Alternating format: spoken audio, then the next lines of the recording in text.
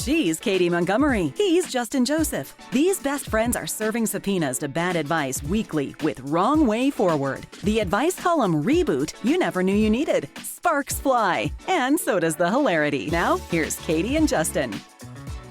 Hi, everybody, and welcome back to this week's episode of Wrong Way Forward. As you can see, this is the first week that Katy and I are broadcasting from our own studios. You can see my beautiful Wrong Way Forward sign here, and you can see Katy's.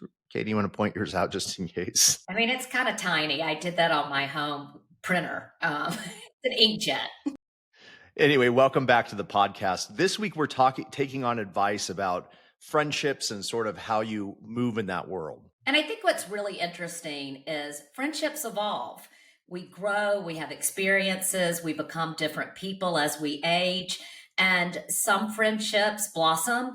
Others might kind of fade away, and some kind of become renewed based on kind of a common set of experiences or values. And so I think the big question today is, how long do we hold on to friendships and why? Absolutely. And I think that that's really frames well what this advice column is about today. Neither Katy nor myself have children. This advice column kind of tackles that and how a couple navigates a world where their adult children have grown and they're friends with someone else who have young children and how they sort of move in that world. So without further ado, let's read the question this week. It was a question to Dear Abby, and the question reads like this. Dear Abby, I want to end a relationship. My husband and I met a couple through mutual friends about 3 years ago. We are 20 years older than they are, and they live an hour away. When the mutual friends moved away, we thought that would be the end of it. But the couple pursued a friendship and guilted us into making the long journey to hang with them, stating that we were their only friends. I have raised children. I'm no longer interested in being around toddlers. My husband disagrees. He thinks we should continue the charade to our immense displeasure. That's the question that she asked. And to which this person responded, Dear Disconnection, I disagree with your husband. The problem with playing charades is that not all players are able to decode the pantomime. Save yourself a world of frustration in addition to the money you are spending, and tell the couple that it is time for them to make their own friends with other parents of young children in their community. Katy, right way or wrong way forward? Right way and wrong way. So I think, first of all, when I hear something about I have immense displeasure with a person, I'm like, run for the hills. Life is too short. These people are, moving on. They have an empty nest. Why would you want to actively spend time, money, and energy on something that brings you immense displeasure? So that's the first thing. But I think Abby is a little tough. I think her advice is the wrong way forward. And you don't have to, school someone and be patronizing and say, go find your own friends. I think that's just a very nasty way to send a message. So I do think saying, you know what, we're kind of reshuffling our priorities. We're going to be spending time more in our space and where our children are away. And I don't think we're going to be able to make it, out for visits anytime soon. Okay. I agree and disagree to some extent. So firstly, I think that this issue is not just about their children. I think this couple clearly does not like this friendship anymore. Do you agree with that statement? I do agree. And I think what is interesting is, this person is trying to project back onto this couple. They're like, she guilted us or they guilted us. And I'm like, you are a free, competent, this adult, is not under duress adult. And if you feel guilty, that's on you. And so I think what's interesting is she's clearly having some emotional turmoil about this. It's going to be a very awkward conversation. And so what she's trying to do is steel herself and give herself some reason. And so it's easy to go into kind of that person's a bad person. They guilted me. Therefore, it's going to be easier for me to do this awkward and difficult thing. Agreed. And I think it's disingenuous for, at least I'll speak for myself, to say that, of course, there are times when I have friends and they have children. And, that does automatically create some distance because I don't have children. They, I think, carry some parents' guilt that they don't like bringing their children around me because they think their children either will misbehave or annoy me. And that could not be further from the truth. On the flip side, I also, I think it's fair if I don't want to be around their children all the time. But I do think, I was thinking about it this morning. When you get married, you take the vows of marriage, right? For richer or poor, until death do us part, in sickness and health. I think two of three of those apply to friendships, Richer or poor, you're still friends. In sickness and in health, you're still friends. Till death do us part does not come into the friendship vow, but if you have children, I think does. I think it's a fourth vow that needs to be added in. Well, and I do think friendships can have a lifetime. And I think some of that is the duration of your life, and they are lifelong friends, and you continue to have things in common. And rather than displeasure, they bring you joy and delight. And I Hmm. think some people not so much. And, and I have some friends that were, we were joined at the hip, and we still have a relationship, but I would consider us now more acquaintances. We live in Hmm. different places, we took different career paths, we might have stayed local versus kind of had moved kind of more globally, and we just have kind of different interests. I mean, I am such a drastically different person than I was in high school. I mean, my politics have completely changed. My life experiences have changed.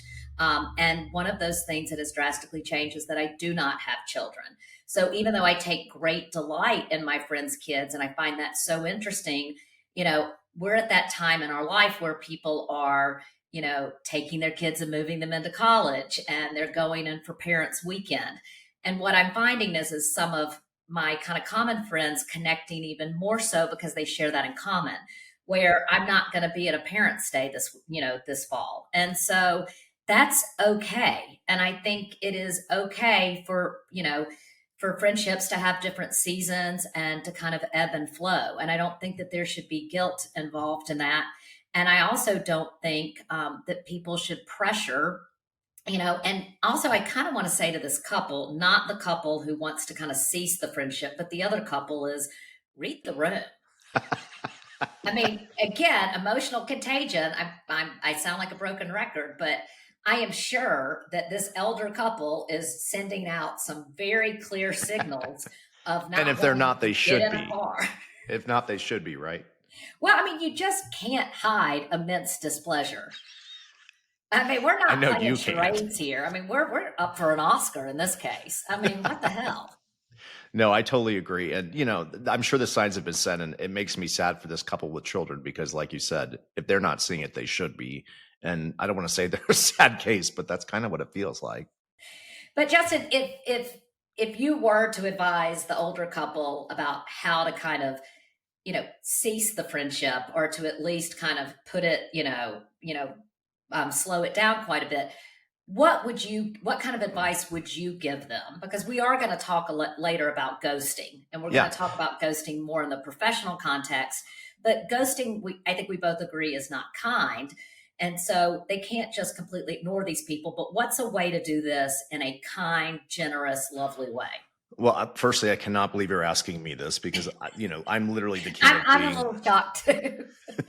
I'm the king of being aggressive, especially, and this is going to sound bad, especially if I don't know the person. And if you listen to our podcast, there are specific examples of where I have no problem taking someone on if I don't know you. But we're all going through this, and I'll speak for myself, going through this in my own life with certain groups of friends where we don't share the same experiences. We haven't had the same connections, and it's like, how do you grow apart without being unkind? I think is what you're asking. And my passive aggressive side says you just let the friendship, kind of fade.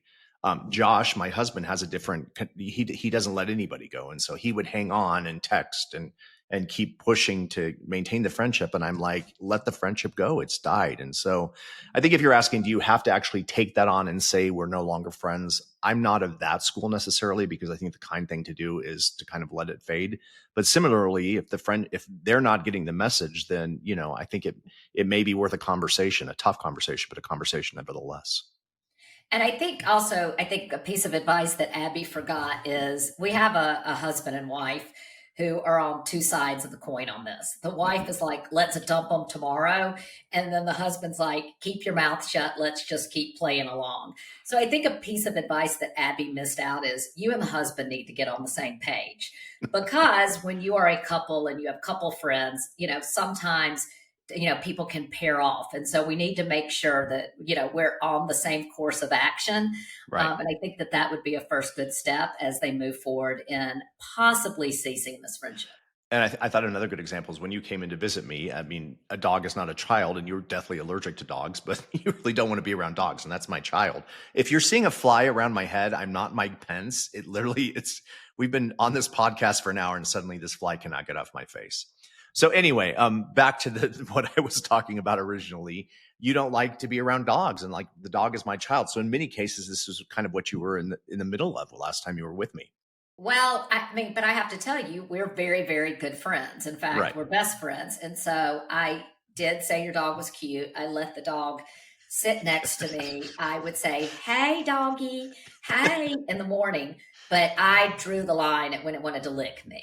And I think Lick that's your leg. fair. And I think we have an open enough friendship to say your child cannot lick me. That's Okay. just not appropriate. I totally agree. And I think it's a great example because, again, what I think, for my girlfriends who have children or my guy friends who have children, I make the effort, however uncomfortable. And I'm not uncomfortable at all around them, but they think I am. But I think the important thing is you make the effort because that's what you do for friends. And the effort goes both ways. I mean, I'm really curious about my friends' kids. I ask about them, how they're doing. I know certain kind of factoids about them if they started a new school or they involved with a certain activity. But also, I think that good friendships, people need to be kind of self aware. It's not necessarily my cup of tea for us to spend our entire time together doing a deep dive into your kids. Relationships go both ways. And so it might be a question that might be, Katy, how's the podcast going? So I think, again, the idea is relationships are give and take. And really good ones are honest and open, and they're very attuned to what's happening in the other person's life and what's going around, and it's picking up. And I want to just state for all of the listeners out there, because my brother says I'm a horrible person because I don't like dogs. And I want all of our listeners to like me more than they like you. And I'm afraid you just got a head start there, is that I do have asthma and I am allergic. I don't dislike dogs because they are dogs. Right. I dislike being unable to breathe. And so I just want to, state that one for the record. Absolutely. So on the other side of the break, let's do our takeaways. For me, it's going to be, let's come up with our new vows of friendship for everybody who's not married out there. So let's do our vows of friendship, what our big ones are, and then we'll take your emails on the other side. We will be right back with Wrong Way Forward after this. You've been listening to Wrong Way Forward, where bad advice goes to die and then gets resurrected just so we can roast it again. That's right, Katy. Nobody's off limits, not the gurus, not the influencers, and definitely not Oprah. Sorry, Oprah. If you're enjoying the chaos, hit like and subscribe and come back every Thursday for new episodes. Have a new topic or some disastrously bad advice you want to dissect? Email wrongwayforwardpodcast@gmail.com. Include your contact info. Now back to Wrong Way Forward. Roasting the worst advice ever. Welcome back to the Katy and Justin podcast. And we're back with Wrong Way Forward. And I think Justin had a few vows of friendship. If you could just repeat those for our listeners. Yeah, we were talking in the last block about how the vows of friendship very closely mirror the vows of marriage. In sickness and in health, we're best friends. Richer or poorer, we're best friends. Death do us part, no, we're not necessarily best friends. Friendships may have a lifetime. And to that, I would add, whether you have children or not, we're best friends. Katy, what about you? Any other vows of friendship you want to add? I would add, you must keep me incredibly entertained and keep me laughing. And if I experience immense displeasure, the vow is broken. And by the way, that would apply for marriage as well. So maybe we need to add those into the Correct. marriage I mean, vows. again, 51 and single. So. All right. So on our last episode of Wrong Way Forward, we were taking on the advice of Tony Robbins. And Katy, do you want to highlight what we thought was bad advice there? So Tony Robbins came out and said, basically, people have had horrible things happen in their life and they've been able to come out on the other side and be happy individuals, which we don't disagree with. But he said that the way that he manages that is he gives himself 90 seconds to refocus on happiness. And I think both of us were like, well, that's kind of ridiculous. Emotions are intense. Trauma can happen. There's certain stages of grief. And so we've got some viewer comments based on kind of what our reaction was to Tony Robbins' advice, the wrong way forward. And so, Justin, would you like to read something that you heard from one of your listeners, which I know you're going to share something that is incredibly flattering for you and probably embarrassing for me. So Well, go ahead. surprising, this week's emails are not necessarily as critical as you, because I think to some degree we agree that Tony Robbins' advice was the wrong way forward. So they weren't necessarily as mean as they have been in the past, but here's a few of them. Katy, I loved that you called out Tony's fake energy. Spot on. But I think you actually sold yourself short. You clearly saw through him, but Justin went a little deeper on why his 90-second rule is harmful. Next time, don't be afraid to go further. Your insights are just as sharp. I thought that was a nice thank one. you, listener. That was Agree, from Rachel. but I've got a few to share too. And you're going to go mean. I mean, we'll see. And so it says, Justin, you said Tony Robbins' high energy turns you off because it's not authentic. But if you listen to the show, Katy has a lot of energy. She's passionate, uses strong language, and is very vocal about her opinions. How is her energy different from Tony Robbins in a way that makes her authentic and his fake? Oh, I just want to state, I agree Tony Robbins is fake. I just love this because I think this reader thinks I'm a little fantastic. I agree. And I also would say it's a real simple answer to that. Katy's energy is authentic, and I don't think Tony Robbins is. He's put on for camera. So that viewer, listener, I agree with you 100%. That's my answer to that. All right, dear Justin and Katy, I love the episode, but Katy, I feel like you were hedging. You said Tony felt creepy and inauthentic. 100% agree, she says. But then you still gave the advice that more credit than it deserved. Justin cut straight through the nonsense. And that's why I'm on Team Justin on this one. And I loved this from Maya L. I agree. I thought that, as not surprisingly, I think that I went straight to the point. I'm not a fan of Tony Robbins. I think to spout out a get over it in 90-second rules is as silly as to say you're going to end a friendship because somebody else has children and you don't. So absolutely agree with this listener. And yeah, I'm on Team Maya. Okay, well, I have Marianne from Phoenix, and she says, Katy brought up the 5 stages of grief, which is a well-established psychological concept. Justin, on the other hand, talked about being on the couch for a week over a lost real estate listing. Don't you think Katy's approach to dealing with real trauma is a lot more thoughtful and valid than your mourn it and move on attitude? And you agree or disagree with this listener? I agree with the listener. Well, I would say if you knew me, you would understand why I'm on the couch for a week if I lose a real estate deal. That doesn't just apply in real estate. That could apply in any form, anything in which there's a competitive aspect. Right now, I'm in a fantasy football league. I almost lost a game the other night. That would have been 2 weeks on the couch. So it's not just about money. It's about winning and losing. And that's just who I am, listener.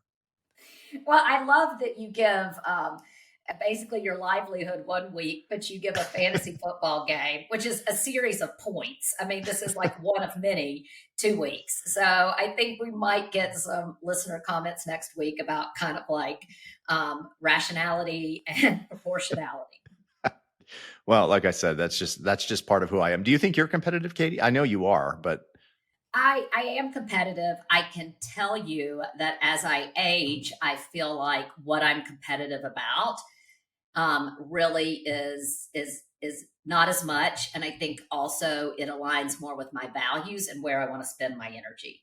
So having kind of been in a lot of different situations and maybe kind of going 90-0 on a lot of things, I now am really trying to be like, what's most important, what matters the most in my life, and then really doubling down on those things. But I think if you have a competitive spirit, it really never goes away. And anytime I'm with my niece and my nephew, I will do a lap in the pool and beat them every time and talk about it all evening long.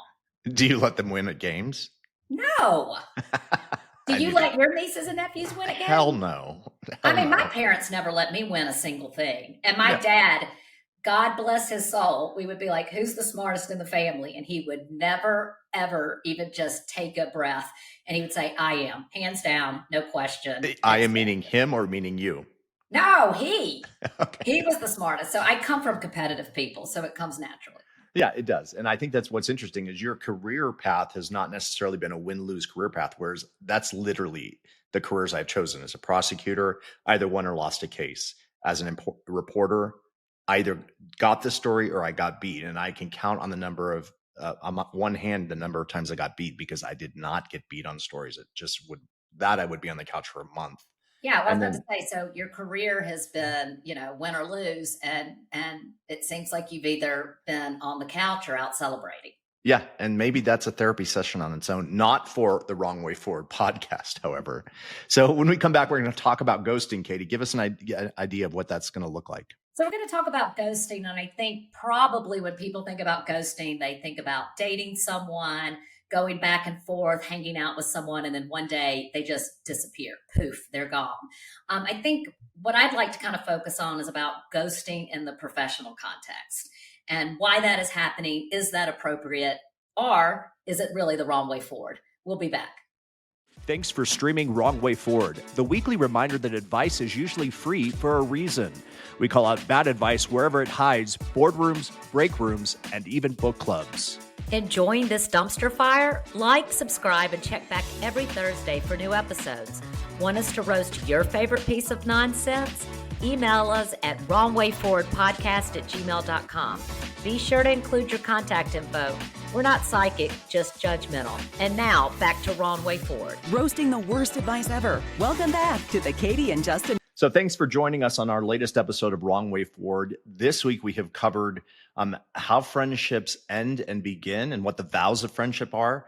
And as part of that, because we've all been in this situation, we're going to talk about ghosting, because that certainly can apply not only in friendships, but in relationships. And for me, at any specific party, because I am one of these people who loves the Irish exit. You can call it ghosting, but I am not a fan of sitting and saying goodbye to 50 people. Whereas Josh, my husband, I literally give him a 10-minute warning, because if I do it as we're leaving, he will want to go say about everybody, and it makes me insane. So that's my definition of ghosting. Katie, why don't you talk about what yours is? Well, I think of ghosting is you literally just go poof. I mean, the Irish exit, and I also learned from some of my students from Spain, they call it a Spanish bomb. It just kind of goes off and goes poof. I don't think of that as true ghosting, because it doesn't mean that you're never going to engage with those people, that you're not going to continue a relationship. I think ghosting is literally you just poof, you ghost out of sight, and there's no longer any interaction. There is no closure. There's no conversation. And it leaves the other party that's been ghosted kind of in a space of ambiguity. And it also leads the person who's been ghosted to just ask a lot of questions, and to be completely honest, make up a lot of stories about why did you ghost me? And those things can drive people insane. And the reason that I thought that this was so relevant is I have kind of two professional stories, but one that I think is really interesting. Yeah. My brother hired a nanny and someone who would do kind of light housekeeping. And that person wasn't even there a full 2 weeks. And So set up, how many kids does your brother have and all of that? He has 2 kids, 5 and 8. They're fantastic, really interesting, high energy kids. And he gets a call at work from their school saying no one's picked up the kids. And so goes into kind of a panic, like, oh my gosh, is the nanny okay? What's happened? We've got an issue here. Fortunately, the kids were picked up. Nothing happened. He gets home, and waiting at the front desk are keys and then also the parking pass. You are kidding me. So he hires a nanny, and one of her jobs was to pick up the children, and she ghosted? She ghosted. And there were multiple texts, multiple phone calls. Are you okay? What happened? Is there an explanation? Based on your leaving the keys and the parking pass, we're assuming you're not coming back. But again, there was never any, kind of professional reason, discussion, or even just, an explanation of, I'm no longer going to be continuing in this employment. And that is ghosting in a professional setting. And that is almost criminal, I would think. I mean, that's crazy. It's crazy, and it's really the wrong way forward. And I think we've all racked our brains. The kids are fine. My brother and his wife are super resourceful and smart. They've already got a plan in action. But there's still this lingering question as why? Mm-hmm. Why did you do that? But also, do you not have the courage to kind of have a face-to-face conversation to explain that you no longer wish to stay in the role? And I think it's a really kind of cowardly action. And I think it gets back to kind of set values. How do you hold yourself out professionally? How do you communicate and have awkward conversations? Hmm. How do you give kind of real feedback? And it's incredibly important in the professional workplace so people can manage their reputations, people can continue to provide growth and development opportunities, but also people need feedback, as to what's kind of going on, and therefore they can make change and they can adapt. This kind of ghosting, it leaves people just in this, what is that called, Justin? We're both Catholics. Purgatory. Leaves you in a Purgatory. bunch of purgatory. Yeah, 100%. And, firstly, I'm just shocked by that story. But secondly, it makes me wonder, are there situations where ghosting may be acceptable I'm trying to think of some, I guess, if a relationship was bad and we talked about this in block A, if a relationship is bad and you're not sure how to end the friendship, is ghosting okay in that situation? I mean, I think there has to be probably some situations, but I want to kind of give you another shocking story of just kind of professional ghosting. Yeah. So my father passed away a little over 2 years ago. There was his kind of almost lifelong professional accountant, was put on as executor of the estate. My brother and I, who both have legal training, joined as kind of co-executors. We had a very serious conversation. I think we know that I am very much just getting down to business and had a conversation with this person. Can you move forward? It was some complex paperwork. And I tend to be a little type A. I like a checklist. I like to know things are moving forward. I know this like about an open you. line of communication. And as the paperwork was moving forward to file certain federal, tax, state, and local documents Hmm. that would literally hold my family accountable, the accountant stopped responding. You're Did kidding me. not respond to texts, phone calls, emails. And we ended up finding another accountant who is amazing. So if anybody needs any recommendations, this is out of Birmingham, Alabama, and fantastic. And if anybody from Tupelo wants to drop me a private DM, I will let you know who you should not be using. But he said in his 20 plus years of working as an accountant, he had never seen such poor behavior in his life. So completely ghosted by the accountant. Wow. Didn't have the nerve to say, this is beyond my capacity and my capability. I'm sorry, but I can't help you. I'd like to make a referral. Nobody fell on the sword. And I am coming away from this thinking, what a coward. Hmm. And this is a grown ass adult man. So I'm sorry, go ahead. Yep.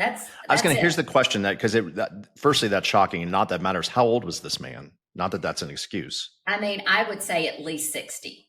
Oh, wow. And Yes. this comes back to the same thing about friendship. Did you take him on? Did you tell him he had failed you? Did you consider legal action? Did you consider filing a claim on his insurance? How did you handle it? Obviously, you got a new accountant, but were you aggressive in taking it on? And should you be?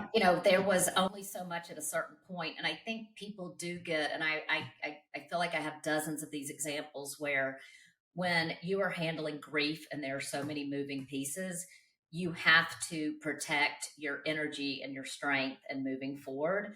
And it's one of these things that, again, what he's done is be unprofessional and he's been a coward. But he has left us with all of these questions as to who would do this and why would you do this? And it really makes you question humans and their values and their motivators and how they can wake up and actually put one foot in front of the other. I would be so absolutely ashamed and mortified. And so it's one of those just crazy things in life that it's like we have different value systems. I'm curious because, of course, you know me. I would have called him and let him have it, and I would have left him a bad review. If you call him and let him have it, but he won't pick up the phone, what are you supposed to do? Yeah, I mean, he literally would not pick up the phone. At one point, I even called and his secretary answered and I said, this is out of control. Could you please, here is the context. I think any person would have empathized with me. And I think he had advised his secretary to not answer the phone. I literally could not. The only thing that I could have done is leave DC, physically go to Tupelo and camp out in front of his office and hope that he showed up. that is how I could have verbally told him that I was disappointed. All right. Well, I think that that's a good way to wrap up this week's episode of Wrong Way Forward. Coming up, we're going to still take on great advice that we don't think is so great, but advice that nevertheless. And we'll see you next week on Wrong Way Forward. Yeah, and we would really love to hear from you. If you have any bad advice, if you've had an experience, please drop us an email at wrongwayforwardpodcast@gmail.com. All right. We'll see you next week. All right, that's a wrap on this week's episode of Wrong Way Forward. Remember, the only thing worse than taking bad advice is giving it. If you've liked what you've heard, like, subscribe, or follow us wherever you stream podcasts. And if you've got a topic or need some advice we'll probably regret giving, email us at wrongwayforwardpodcast@gmail.com. Thanks for listening to this week's episode of Wrong